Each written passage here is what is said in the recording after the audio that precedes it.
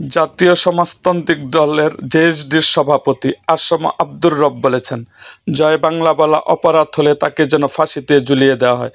সোমবার রাতে এক অনুষ্ঠানে তিনি একথা বলেন। তিনি আরও বলেন, জয় বাংলা স্লোগান বিদ্রোহী কবি কাজী নজরুল ইসলামকেও দিতে শুনেছেন। তার ভাষ্য, আমি জয় বাংলা বাহিনীর প্রধান ছিলাম, আমার সাথে আরও অনেকে ছিল। জয় বাংলা বলা যদি অপরাধ হয় তাহলে আমাকে ফাঁসিতে ঝুলিয়ে দিন। এটা নিয়ে কোর্টে মামলা আছে, আমি এটা নিয়ে আর মন্তব্য করব না। ২রা মার্চ ১৯৭১ সালে আব্দুর রবই সর্বপ্রথম বাংলাদেশে লাল সবুজের পতাকা উড়িয়েছিল। তিনি জয় বাংলা স্লোগান দিয়ে সম্প্রতি এ বক্তব্য দেন।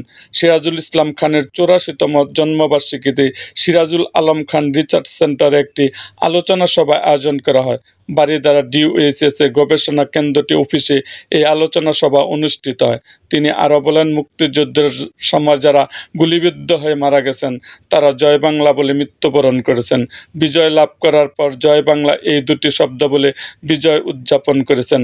তারা বলেছেন, বাংলার জয়, বাঙালির জয়। জয় বাংলা স্লোগানকে আপন করে নিয়েছিলেন বিদ্রোহী কবি কাজী নজরুল ইসলামও, দাবি করে আব্দুর রব বলেন। তিনি বলেন, বিদ্রোহী কবিকে জাতীয় কবি হিসাবে আপনারা গেজেট করেছেন। কবিকে আমি আর আব্দুল কুদ্দুস মাখন বিমানবন্দর থেকে উনি যেখানে থাকবেন সেখানে নিয়ে গিয়েছিলাম। বিদ্রোহী কবিও লিখেছিলেন, বাংলার জয়, বাঙালির জয়। এরকম আরও ভিডিও পেতে এবং রাজনৈতিক অঙ্গনের নানা ঘটনা ও ইতিহাস জানতে আমাদের মুক্তাগাছার ইতিহাস মিডিয়া ইউটিউব চ্যানেলটিকে সাবস্ক্রাইব করুন এবং পাশে থাকা বেল আইকনটি বাজিয়ে দিন।